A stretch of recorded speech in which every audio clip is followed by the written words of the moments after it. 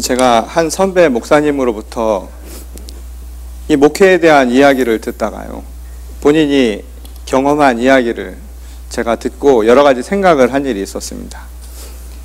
한 번은 그 목사님 교회에 성도님이 오셔서 이 넥타이를 선물을 하셨다는 거예요. 넥타이를 선물을 해주셨는데, 제가 오늘 맨 것처럼 이 분홍색 넥타이를 선물해 주셨는데, 이 한국에 갔다 오시면서 선물을 해주셔서 이 반짝이 이렇게 붙어 있는 것 있죠? 반짝이가 딱딱딱딱 붙어 있는 넥타이를 선물을 해주시더라는 겁니다. 근데 그 선물을 해주신 분이 선물을 주시면서 목사님한테 이렇게 부탁을 했다는 거예요. 목사님, 부탁이니 새해 첫 번째 주일날 꼭 그 넥타이를 좀 매주셨으면 좋겠습니다. 그렇게 부탁을 했다는 겁니다. 왜냐하면 그렇게 매주시면 제가 기쁨으로 알겠습니다. 그렇게 말씀을 해주셨다는 거예요. 그리고 얼마 지나지 않아서 성도 한 분이 또 찾아오셨는데 넥타이를 또 가지고 오신 겁니다. 근데 이번에 오신 그분은 파란색 넥타이를 가지고 오셨다는 거예요. 한국에 갔다 오시면서 또 파란색 넥타이를 선물로 주시면서 목사님한테 또 부탁을 하더라는 겁니다. 목사님, 부탁이니 새해 첫 주에 꼭 매주셨으면 좋겠습니다. 아마 연말에 갔다 오시면서 성도님들이 그런 부탁을 했는가 봐요. 근데 목사님이 그 두 분의 이야기를 청을 듣고 넥타이를 매야 되는데 고민이 서기 시작을 하더라는 겁니다. 이걸 어떻게 해야 되는가? 이쪽을 매자니 또 저분이 걱정이 되고, 저쪽을 매자니 또 다른 분이 걱정이 돼서 이러지도 저러지도 못하고 아주 끙끙 앓았다는 겁니다. 근데 그때 그분에게 떠오른 솔로몬과 같은 지혜가 있었다라는 거예요. 그래서 어떻게 하고 가셨을까요? 잘라서 붙여서 간 게 아니라 그분이 어떻게 해서 가셨냐면 첫째 주일날 넥타이를 2개를 메고 가셨다는 거예요. 그러니까 양쪽에 다 메고 그러고서는 넥타이를 2개 맨 상태로 예배를 드렸다는 거예요. 그러면서 그분이 이야기를 하시죠. 이게 서로 간에 이해가 되면 좋은데 교회에서 지나간 시간 동안 이 성도님들과 목회자들 간에 또는 성도와 성도 간에 이 대화나 또는 오해라고 하는 것들이 어떤 결과를 미치는가를 너무나 잘 아셨기 때문에 그렇게 맬 수밖에 없었다라는 이야기를 하셨던 겁니다. 그리고 또 선배 목사님 한 분 그때 같이 만나서 이야기를 듣는데요, 이제 그분은 그런 이야기를 하시는 거예요. 설교를 하고 내려왔는데 어떤 한 분이 악수를 하면서 그러시더라는 겁니다. 예배가 끝나고 나가는데 목사님 손을 붙들고, 보통은 어떻게 얘기하세요? 말씀 은혜가 받았습니다 이러는데 그분은 뭐라고 얘기를 하시냐면, 목사님 오늘 설교가 90점입니다 그러더라는 겁니다. 아니 설교를 무슨 점수를 매기느냐고 그렇게 이야기를 했는데, 그 다음 주에 설교를 마치고 또 나오시면서 하는 말씀이 아주 오늘은 좋은 연설이었습니다 그렇게 말씀을 하더라는 겁니다. 설교가 아니라 그분은 연설로 아마 들으셨던 모양이에요. 하나님의 말씀을 전하는데 이 하나님의 말씀을 듣는 사람들도 참 다양하구나라고 하는 것을 그분이 경험했다는 겁니다.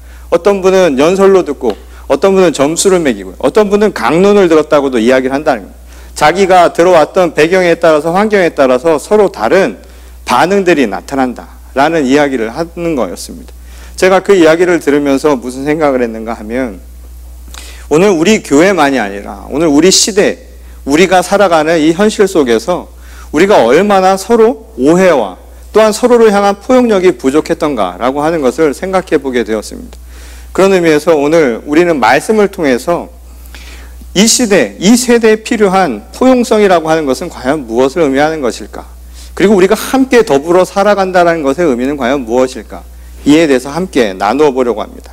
오늘 우리가 읽은 이 본문 말씀은 예수께서 이 세례 요한의 제자들에게 이 말씀을 전한 이후에 다시 비유를 들어서 오늘 우리가 살아가는 이 세대가 어떠한가라고 하는 것을 우리에게 이야기해 주는 내용입니다. 이 실제로 오늘 본문 말씀 앞에는 세례 요한의 제자들에게 세례 요한이 얼마나 훌륭한 사람인가, 또 얼마나 위대한 사람인가라고 하는 것을 이야기를 했죠. 그리고 난 뒤에 보니 오늘 이 현실의 모습이 어떠한가가 아주 극명하게 대조적으로 나타난다는 것이었습니다. 근데 오늘 비유의 말씀은 이 당시 이 장터에서 이루어진 아이들의 놀이를 가지고 설명을 하신 것이었는데, 실제로 아마 당시에는 이 놀잇감이 별로 없어서 그런 놀이들이 많았던 모양입니다. 한편은 피리를 불면서 신용을 하게 되면 다른 한편에서 그 곡조에 맞춰서 춤을 추고, 다른 한편에서 장례 때 하던 곡을 하면 다른 한쪽에서 슬픈 연기를 하며 노는 것. 이게 아마 그 당시 시장터에서 아이들이 놀던 놀이 가운데 하나였던 모양입니다. 이 시장 바닥에서 아이들의 놀이를 보면서 이 비유를 통해 예수께서 하시고자 했던 말씀은 무엇이었을까요? 아마도 이 이야기는 두 편으로 나누어진 당시 시대 상황을 우리에게 말씀해 주고자 했던 것이었을 겁니다. 무슨 말이냐면 두 편으로 나누어져서 놀이를 하듯이 어떻게 보면 세상 사람들이 삶을 살아가는데 너무나 극명한 대조점이 나타난다는 거죠. 불협화음이 나타나게 되었다라는 것이었습니다. 다시 말해서 나뉘어지고 분열된 시대의 상황 속에서 갈등과 분열이라고 하는 것이 예수님의 눈에 비추어진 당시 시대의 모습이었다는 거죠. 그래서 그것이 우리와 너희라고 하는 또 다른 분열된 모습, 갈라진 모습으로 나타나게 되었다는 겁니다. 근데 이것은 한편으로 당시 시대적인 상황, 그 속에서 예수님과 세례 요한을 향해서 보여주었던 당시 유대 사회의 모습을 우리에게 적나라하게 보여주는 대목이기도 했다는 겁니다. 실제로 예수님은 이 비유를 통해서 당시 세례 요한과 자신을 향해 공격을 일삼았던, 그리고 비난을 자주 했던 유대의 종교 지도자들에게 일종의 일침을 가하고자 했다라는 것이죠.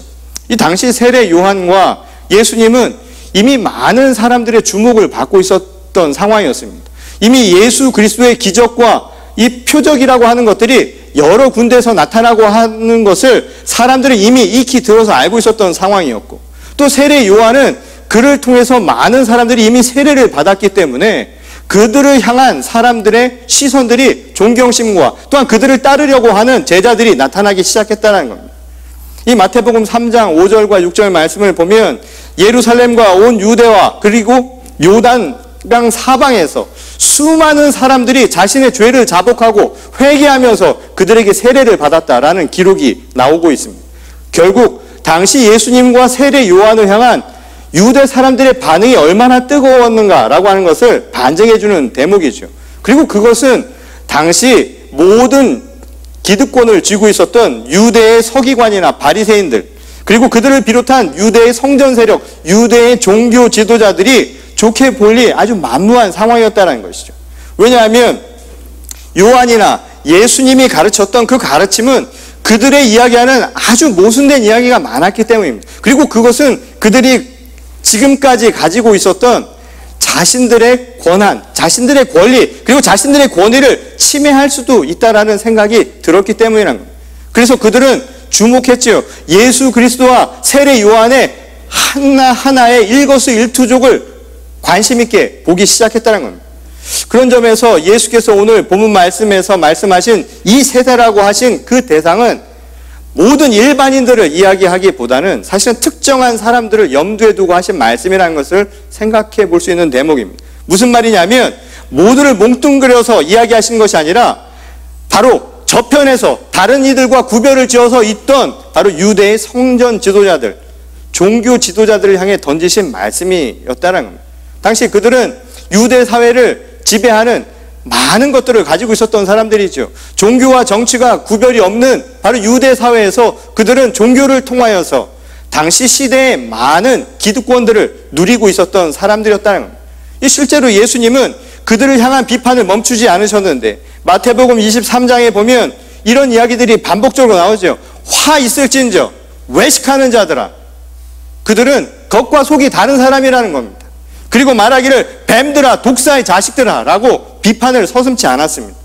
그리고 너희들이 어떻게 지옥의 판결을 피할 수 있겠느냐라고. 그 말은 무엇을 의미했을까요? 당시 시대적으로 유대의 종교 지도자들이 얼마나 부패하고 얼마나 잘못된 길을 가고 있었는가를 여실히 보여주는 대목이라는 겁니다. 그만큼 당시 유대 사회가 힘들고 어려웠는데 그들을 이끌어 가던 유대의 종교 지도자들은 한없이 위선과 부정 속에 빠져 있었다는 겁니다. 바로 그것을 두고 예수님은 그 극에 달한 시대 상황을 비난하고 또한 비판하고 있었다는 것이죠. 실제로 예수께서 공생애를 처음 시작하면서 던지신 말씀이 이것이었죠. 회개하라고요. 때가 찼다고. 그날이 멀지 않았습니다. 하나님의 나라가 멀지 않았습니다. 회개하십시오 라고 말씀을 했다는 겁니다. 그 이야기는 우리의 영혼에 대한 이야기이기도 했지만 당시 시대적으로는 시대에 던지는 말씀이기도 했다라는 것이죠. 유대교, 유대 율법주의가 어떻게 세상을 피폐하게 만들었는가 말이죠.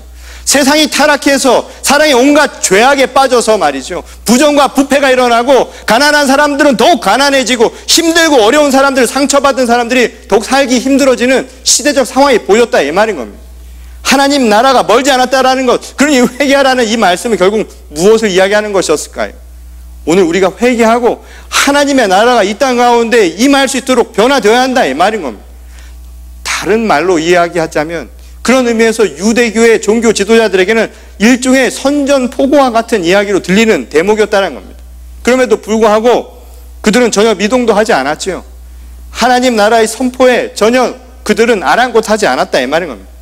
그들은 고통받는 시대에 반응하지도 않았다는 겁니다. 오히려 광야에서 외치던 요한을 그들은 미친 사람으로 취급했지요. 그가 이야기했던 것들을 받아들이지 않았습니다. 왜 그랬습니까? 그가 취한 행색이나 그가 행하는 모든 생활 방식, 행동 방식이 그들은 마음에 들지 않았다는 겁니다. 그것을 들어서 그의 말은 들을 가치도 없다라고 그를 비난하고 또한 그를 모멸하기 시작을 했다는 겁니다. 뿐만이 아니었죠. 예수께서 이 땅 위에 오셔서 낮고 낮은 곳에 임하시지 않으셨습니까? 가장 작은 곳, 가난한 사람들, 바로 그들의 곁에서 그들과 함께 그들의 친구가 되어주셨습니다. 그래서 그와 함께 먹고 마시고 즐기는 생활들을 통해서 그들의 삶에 함께 하기를, 동행하는 삶을 보여주셨다는 것이죠. 그러나 그것을 보면서 당시 유대 종교 지도자들은 격이 떨어진다고 생각했다. 품위가 떨어지는 일이고 수준이 떨어지는 것이라고 생각을 했다는 겁니다. 격이 떨어지는 모습처럼 보였다라는 것이죠.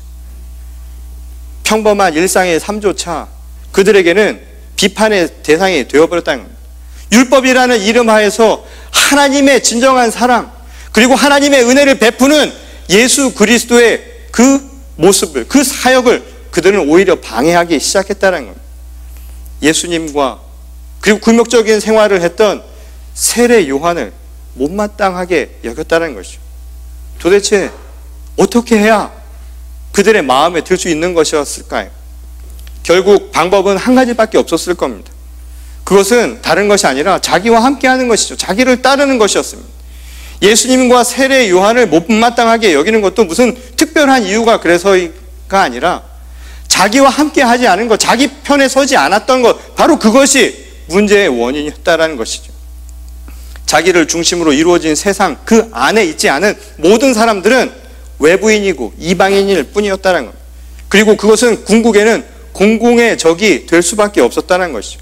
그들의 눈에는 함께 더불어가는 세상이 아니라 네 편 내 편 우리와 너희로 나뉘어서 서로 간에 갈등하는 것, 그리고 그것은 궁극적으로 마치 전쟁터 싸움터처럼 서로를 적으로 삼는 그런 현실을 그들은 스스로 만들고 있었다는 겁니다.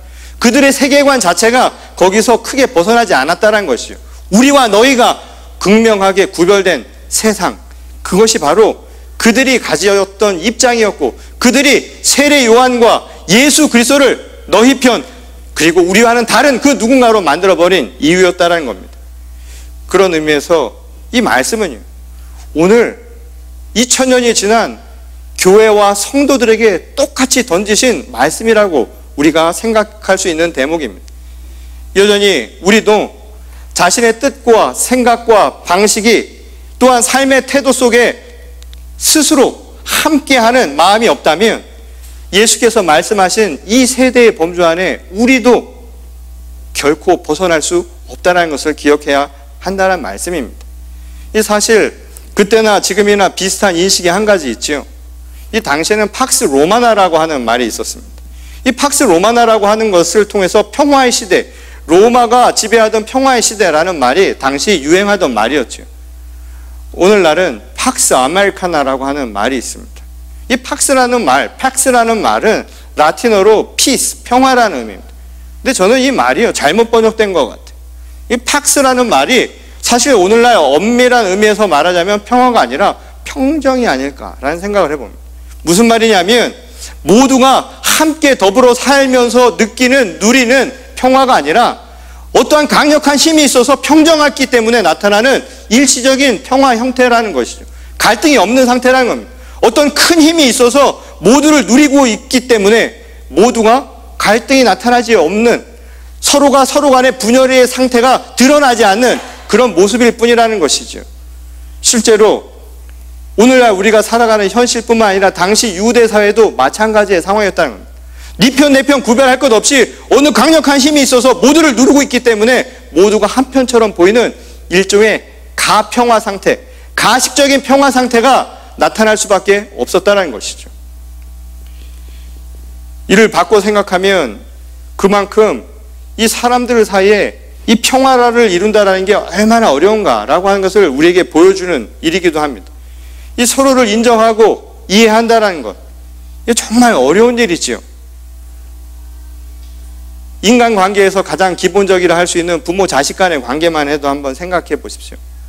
이 자녀가 어려서 부모의 엄격한 통제하에 있을 때는, 다시 말해서 평정이 된 상태에서는 사실 아무 문제가 없습니다. 갈등이 잘 나타나지 않죠. 그런데 애들이 커가면서 자기 의식이 생겨나기 시작을 합니다. 자기 생각이 생겨나기 시작하고 또한 자기 판단이 생겨나기 시작하면서 그때부터 부모와 갈등이 발생을 하죠. 서로 간에 이해가 맞지 않게 되는 상황이 일어나기 시작을 한다는 겁니다. 서로의 입장이 생겨나면서 서로가 우리와 너희라고 하는 것처럼 마치 골이 패이기 시작을 한다는 거죠. 이 오늘날은 이 한국에 중2병이라는 것이 있죠. 얼마나 무서운 병인지 모른다고 합니다. 그 나이 또래에 사춘기가 들어가면 자기 생각이 강해져서 부모가 자식을 어떻게 할 수 없는 상황이 벌어진다는 거예요. 그래서 그런 우스갯소리도 있지 않습니까? 북한에서 밑으로 내려오지 못하는 이유 중에 하나가 중2 때문에 못 온다는 거 아니에요. 너무 무서워서. 그만큼 자기 생각이 강화되면 강화될수록 서로 간의 갈등이 불거지기 시작한다. 하물며 생면부지의 사람들이요, 서로 다른 환경에서 살아가는 사람들이 어떻게 서로를 이해하고 서로를 어떻게 포용할 수 있겠느냐라는 점이죠. 그것은 결코 쉬운 일이 아니라는 겁니다. 무엇보다 서로의 견해가 상충되거나 또는 이해 갈등이 발생할 경우는 더더욱 어려운 일이 될 수 있다는 것입니다. 그것은 교회라고 해서 다른 일이 아니죠. 교회 내부에서도 마찬가지입니다. 오늘날 많은 교회 성도님들이 오해하고 있는 것이 한 가지가 있습니다. 그건 뭐냐면 교회가 하나가 되어야 한다라는 이 말을 잘못 이해해서 모두가 똑같은 생각을 갖거나 모두가 똑같은 방식으로 신앙생활을 해야 한다라는 착각에 빠질 수 있다는 것이죠. 이 실제로 사도 바울이 로마서 8장 28절에서 모든 것이 합하여 선을 이룬다라고 하는 이 말을 모든 것이 동일화된다라고 하는 것으로 착각할 수 있다는 겁니다. 모든 것이 동일한 생각과 동일한 방식으로 수렴이 된다라는 식으로 우리가 잘못 오해할 수 있다는 것이죠. 오히려 이 말은 너무나 다른 우리들이 그리스도 안에서 하나가 되어야 한다는 이야기인 겁니다. 우리가 너무나 다르기 때문에, 우리가 너무나 서로 다른 모습이기 때문에 그리스도 안에서 하나가 되어야 한다는 것을 우리에게 가르쳐주는 말씀이라는 것이죠. 그래서 실제로 교회를 뜻하는 말도 마찬가지입니다. 이 교회를 헬라어로 에클레시아라는 말을 쓰죠. 이 에클레시아라는 말 자체의 의미는 안에서 밖으로라는 뜻입니다. 안에서 밖으로 나가는 게 바로 교회라는 것이에요. 성회, 성스러운 하나님의 자녀들의 모임은 다른 것이 아니라 주님의 공동체, 제자들의 공동체는 다른 것이 아니라 안에서 밖으로 나간다 이 말인 겁니다. 이 말은 그저 밖으로 나가서 선교하라는 이야기가 아니라 경계를 허물라는 이야기입니다. 우리와 너희라고 하는 경계를 허무는 것, 이게 바로 교회의 모습이라는 거예요. 그래서 교회를 뜻하는 아주 중요한 두 가지 축이 있습니다. 그 하나는 바로 보편성이라는 겁니다. 에클레시아가 뜻하는 말이기도 하죠. 너무나 다르지만 우리는 하나님의 보편적인 은혜 안에 있습니다. 우리가 너무나 달라도 우리는 그리스도의 사랑과 은총 가운데 있다 이 말인 겁니다. 오늘 이 자리에 앉아있는 우리도 하나님의 복음 그리고 하나님의 은혜 가운데 있지만 저 세상 바깥에 있는 사람들도 하나님의 동일한 은혜 가운데 있다라는 거예요. 모든 이들에게 주어진 것, 이게 바로 교회의 보편성이라고 하는 것의 특징이라는 겁니다. 그런데 그것이 무엇을 의미하는 걸까요? 그것은 그 안에 서로 다름이라고 하는 것이 분명히 존재한다는 것을 우리에게 이야기해 준다는 겁니다. 그러니까 교회는 이쪽 끝에서부터 저쪽까지 다 있어야 된다 이 말인 거예요. 왼쪽부터 오른쪽까지 다 있어야 된다 이 말인 겁니다. 좌도 있어야 되고 우도 있는 것, 이게 바로 교회의 모습이라는 거예요. 그리고 위도 있고 아래도 있어야 된다 이 말인 겁니다. 높고 낮음이라고 하는 것에 구별이 없는 거예요. 그리스도 안에서 우리는 달라도 그리스도의 은혜 안에서 그 보편적인 사랑 안에서 우리가 그때 하나가 될 수 있다는 겁니다. 우리가 비록 달라도 말이죠. 어떤 교회를 갔더니 말이죠. 가자마자 사람들 이렇게 구별하는 교회가 있어요. 딱 뭘 보고 할까요? 보이는 대로 하는 겁니다. 사람 모습을 보고 평가를 하는 거예요. 행색이 생각만 못하다고 하면 사람을 자기라고 똑같은 편이라고 생각을 하지 않습니다. 구별을 짓는 거예요. 그리고 격이 다르다고 생각하는 거예요. 그렇게 생각하는 분들이요, 정말 수준 떨어지는 겁니다. 수준이 어디 있습니까?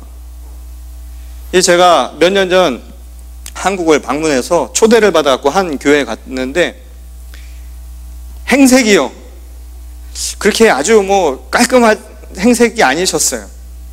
그리고 그냥 아저씨 남방에 아주 편한 옷을 입고 오신 분이었는데 그분이 저를 그렇게 잘 맞이해 주시는 거예요.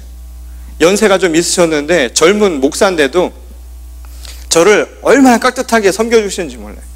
밥 먹으러 갈 때는 밥까지 대신, 그분이 세교 담당자셨나 봐요. 제가 방문을 했으니 저를 극진히 대접을 해주는 거예요. 밥까지 갖다 주고 하는 겁니다. 그래서 저는 뭐 별 생각 없이 그러고 받았죠. 그분이 나중에 명함을 줬는데요, 그 당시에 판사셨더라고요. 그리고 그날 저녁에 집에 들어와서 신문을 보니까 그분이 당시 대법관 후보에 오른 분이셨고, 그리고 그분이 지금 한국 헌법재판소 소장으로 후보로 지금 오르신 분이었습니다. 제가 무슨 생각이 들었냐면 위아래 그 구별이 전혀 없는 거예요. 교회는 그 안에서 모두가 똑같은 것이죠. 하나님의 은혜를 함께 나눌 수 있는 모습이 되어야 한다는 겁니다. 비록 달라도 그리스도 안에서, 주님의 은혜 안에서 우리는 동일한 주의 자녀가 되어야 한다는 겁니다. 근데 이 보편적이라고 하는 것이 그렇다고 해서 아무나 다라고 하는 것을 의미하는 게 아니에요. 교회의 또 다른 축은 바로 거룩함입니다. 거룩성이라는 거예요. 모두가 다 그리스도의 자녀가 될 수는 있지만 그렇다고 모두가 다 그리스도의 자녀라고 불릴 수는 없다는 겁니다. 왜냐하면 거룩해야 하기 때문이라는 거예요. 교회는 거룩한 곳입니다. 거룩하다는 것은 화려한 것을 의미하는 것이 아닙니다. 거룩한 것은 특별한 곳이에요. 왜 특별할 모습일까요? 그것은 바로 하나님의 자녀들의 모임이기 때문이라는 겁니다. 다시 말해서 성별된 곳이어야 된다는 겁니다. 교회는 구별이 되어야 한다는 거예요.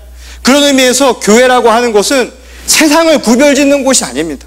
우리 스스로 세상과 구별짓는 곳, 그게 교회가 아니라 세상이 우리를 보고 특별하게 여기는 것, 그게 바로 교회라는 거예요. 우리가 세상을 구별해서 차별화시키는 것이 아니라 세상이 우리를 볼 때 차별되게 느껴져야 된다 이 말인 겁니다. 그렇게 보여지는 것, 그게 진정한 거룩의 모습이라는 것이죠. 저는 그런 의미에서 오늘 우리 교회와 성도님들이 이 세대에 무엇에 비길까라는 이 질문에 대해서 저는 이렇게 우리들이 당당히 대답할 수 있기를 소망합니다. 우리는 비록 다르지만 그리스도 안에서 우리는 하나입니다. 그리고 우리는 그 하나됨이 하나님의 말씀을 통해서 세상과는 성별된, 구별된 존재로 살아갑니다. 그러니 우리는 거룩한 주님의 공교회입니다. 저는 이것이 우리의 고백이 될 수 있기를 소망합니다. 그리고 그것을 위해서 거룩한 주님의 자녀, 거룩한 교회가 되어서요, 정말 이 세대와는 구별되는 신실한 영적인 예배 공동체가 될 수 있기를 주님의 이름으로 축원합니다. 제가 지난주 한 주간 서부 지역 목회자 수양회 그 임원으로 이 아리조나에 있는 나바오 인디안 보호구역을 다녀왔습니다.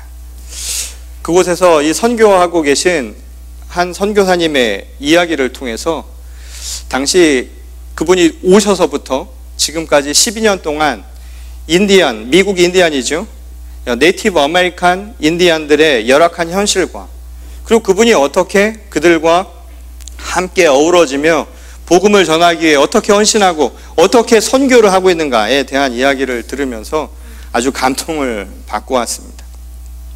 그분이 처음에 이 나바오라고 하는 지역에 갔을 때 이 첫 선교지였습니다. 그분이 목사님의 아들이었는데 본인 말로는 방탕한 생활을 하다가 어느 날 주님의 부르심을 받고 선교사로 헌신하기로 결심하고요. 조금 늦은 나이에 선교사로서 이 미국 인디안 선교로 오게 되었습니다. 어떻게 그곳까지 오게 됐는지는 모르지만 하나님의 부르심이라는 믿음으로 인디안 선교 지역을 왔다는 겁니다. 근데 그분이 머무르고 지금까지 선교하고 계신 이 나바오라고 하는 지역은 이 나바오 부족의 이름이죠. 미국의 인디안들 중에 가장 큰 부족입니다. 인구는 현재 한 40만 명 정도 된다고 하고요. 그리고 저도 이번에 가서 깜짝 놀랐는데 그 나바호 부족들이 머무는 그 보호구역이요. 크기가 이 아리조나 안에 있는데도 불구하고 우리 남북한 땅을 합친 만큼의 크기입니다. 엄청난 크기가 지금 인디안 보호구역으로 자치구역으로 묶여져 있습니다. 근데 문제는 여러분들도 잘 아시다시피 미국이 서부 개척과 그리고 미국을 처음 들어와서 이 백인들이 이 땅을 차지하면서 많은 인디안들이 죽음을 면치 못했습니다.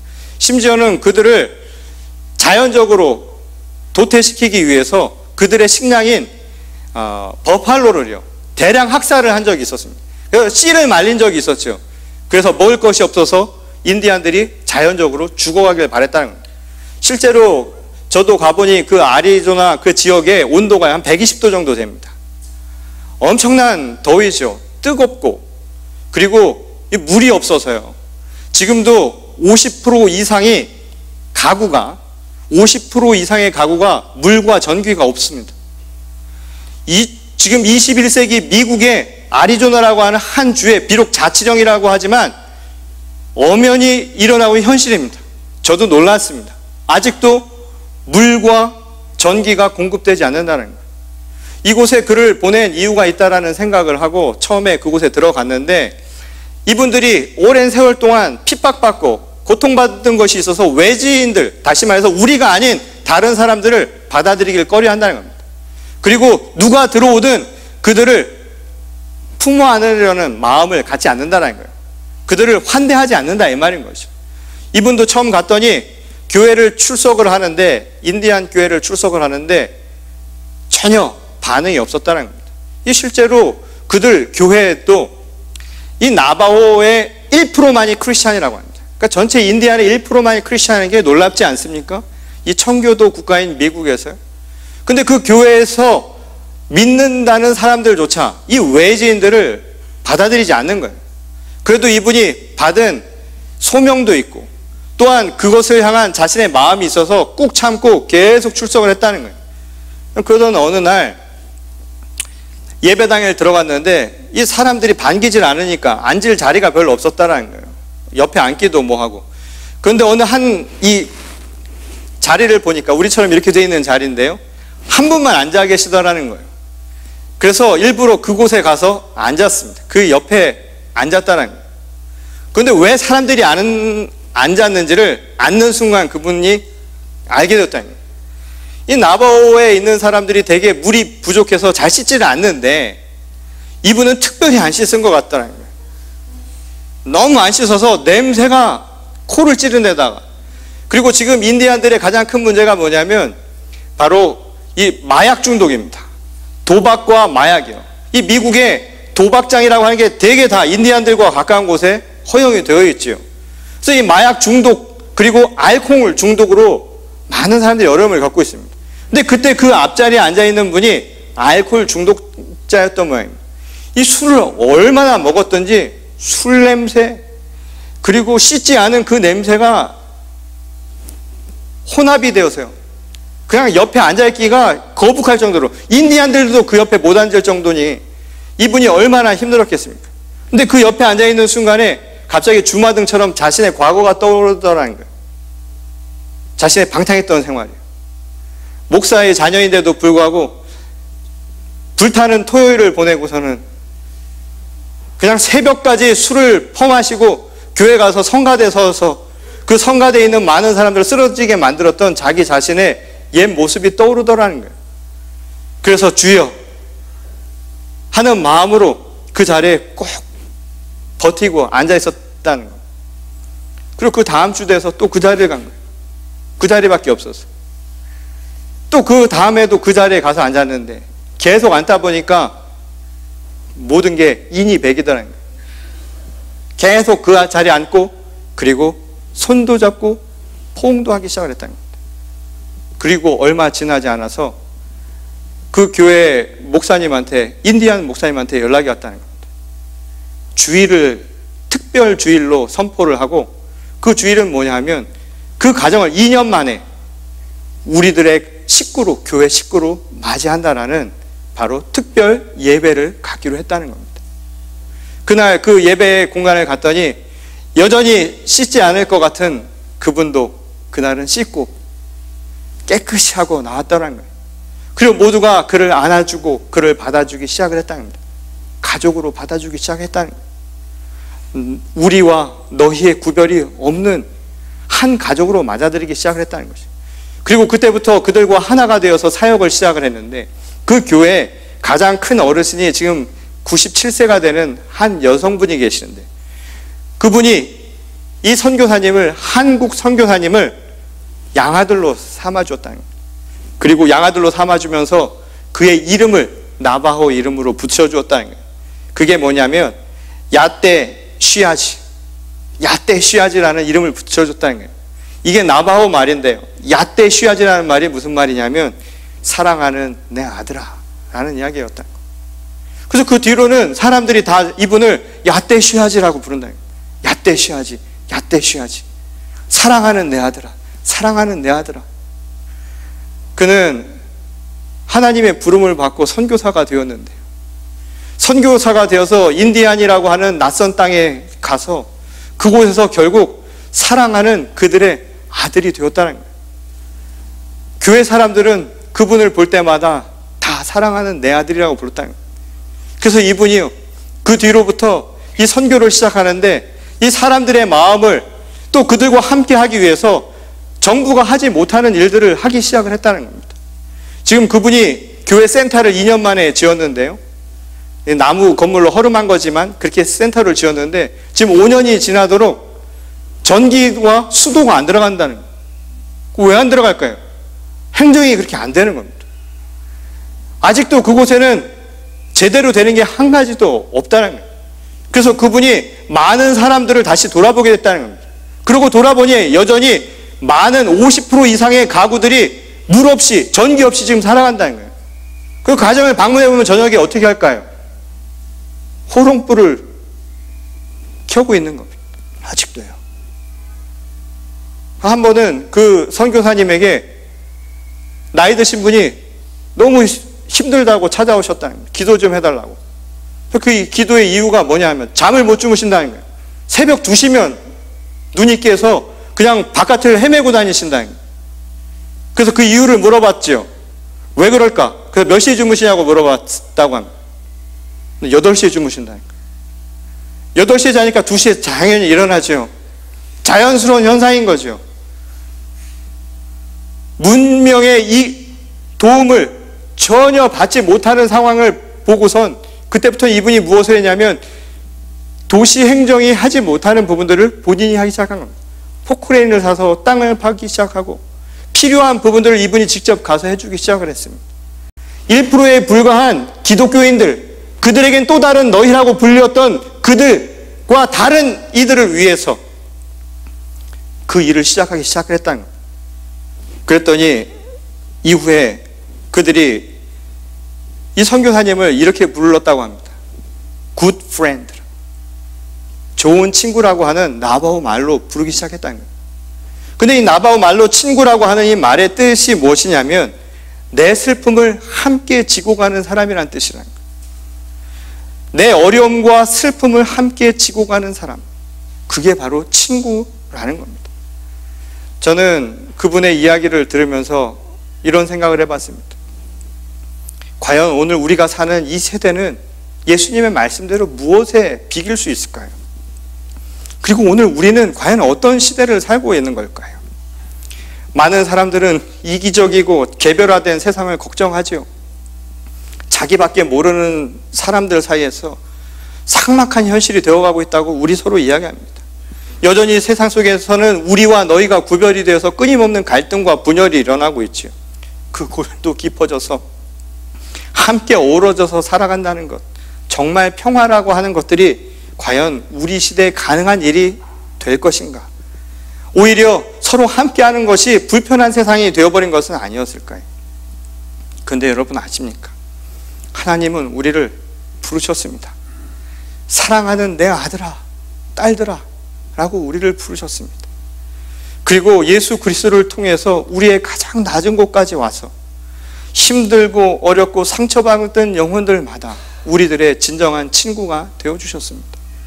그리고 오늘 우리들에게 묻습니다. 과연 우리 세대, 과연 너희의 세대는 지금 어떤 모습이냐고 말이죠. 행여 우리도 그렇게 갈라선 모습은 아니었을까요? 그리고 오늘 우리 교회에 던진 질문입니다. 우리만 생각하고 너희로 구별하여서 우리가 또 다른 차별을 만들며 살아가는 것은 아니었던가? 우리 방식에 맞지 않고 우리 생각에 맞지 않으면 또 다른 죄인들을 취급하면서 그들을 우리는 외면하고 살았던 것은 아니었을까? 오늘 우리 가운데 새로운 시선이 열리기를 소망합니다. 오늘 예수님의 말씀대로 우리 세대는 달라지기를 바랍니다. 우리와 너희의 구별이 없어져서 서로가 함께 좋은 친구가 될 수 있는 주님의 거룩한 공동체가 될 수 있기를 바랍니다.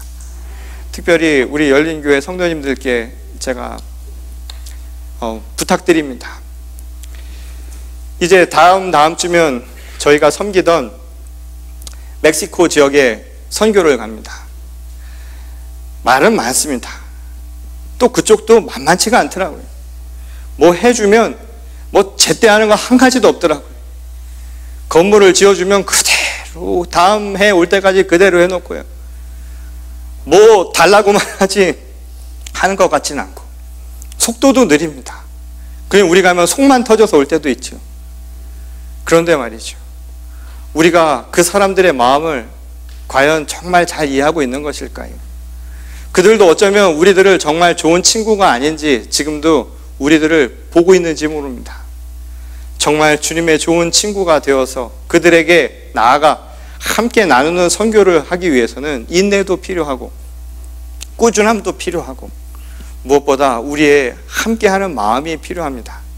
저는 소수의 명명만 가는 선교가 아니라 우리 교인들이 함께 마음으로 동참하는 선교가 될 수 있기를 바랍니다. 그리고 그것을 위해서 여러분들이 기도와 또한 물질로도 헌신해 주시기를 다시 한번 부탁드립니다. 여전히 우리 가운데 있는 어려움 속에 있는 사람들을 위해서 일하는 것, 그것이 바로 오늘날 교회가 진정한 교회의 모습이고 또한 세상 누군가의 좋은 친구가 되는 모습이라는 사실을 우리가 잊지 않았으면 좋겠습니다. 그것을 위해서 함께 동참할 수 있는 우리 열린교회 모든 식구들이 될 수 있기를 주님의 이름으로 간절히 축원합니다. 우리 다 같이 기도하시겠습니다. 하나님, 감사를 드립니다. 오늘도 주님의 말씀을 통하여 우리들에게 던지신 질문에 저희 스스로 대답할 수 있기를 소망합니다. 부정과 부패와 또한 상처난 영혼들이 이 땅에 가득한데도 불구하고 여전히 자기의 생각과 자기의 주장만을 일삼던 예수님 당시 세대의 모습처럼 오늘도 우리도 서로 갈라져 살아가고 있었던 것은 아니었을까요? 오히려 우리도 분열되어서 불협화음을 내고 있었던 모습은 아니었을까요? 심지어 교회 안에서도 서로가 서로 다른 생각과 의견을 존중하고 이해하지 못해서 또는 어떤 한 생각에 눌려서 그것만이 정답이라고 생각하며 다른 사람의 아픔을 품어안지 못했던 우리 자신은 아니었을까요? 하나님은 우리 자신을 사랑하는 내 아들아, 사랑하는 내 딸들아 불러주셨는데 정말 우리 서로가 사랑하는 아들, 딸들이었는가? 우리 자신을 되돌아보게 하여 주시옵소서. 그리고 이 땅에 좋은 친구로 예수 그리스도를 보내주신 것처럼 저희도 주님의 뜻을 따라서 서로의 진정한 친구가 될 수 있기를 소원하오니 하나님, 이 시간 말씀의 은혜를 입은 모든 자들마다 우리의 눈이 열리게 하시고 마음의 문이 열리게 하셔서 나아가 하나님의 복음을 전하고 하나님의 사랑을 전하고 하나님의 긍휼과 자비를 함께 나누는 이 시대의 진정한 좋은 친구들이 되게 하여 주시옵소서. 거룩하고 또한 하나님의 한량없는 은총을 함께 나누는 이 세대의 빛과 손과 같은 교회가 되기를 원하오니 저희 한 사람 한 사람을 주님의 거룩한 도구로 사용하여 주시옵소서. 더불어 저희를 평화의 도구로 삼으셔서 이편과 저편으로 갈라진 세상의 모습이 아니라 서로 다른 것들도 그리스도의 그 말씀 안에서 함께 품어 안고 포용할 수 있는 신실한 교회와 성도와 이 시대의 진정한 자녀들이 되게 하여 주시옵소서. 오늘 믿음으로 고백하고 결단하며 돌아가는 주의 거룩한 성도들 한 사람 한 사람들마다 주님께서 함께 하시고 더 큰 은총 부어주실 줄 믿사오며 거룩하신 우리 주 예수 그리스도의 이름으로 간절히 기도드렸습니다. 아멘.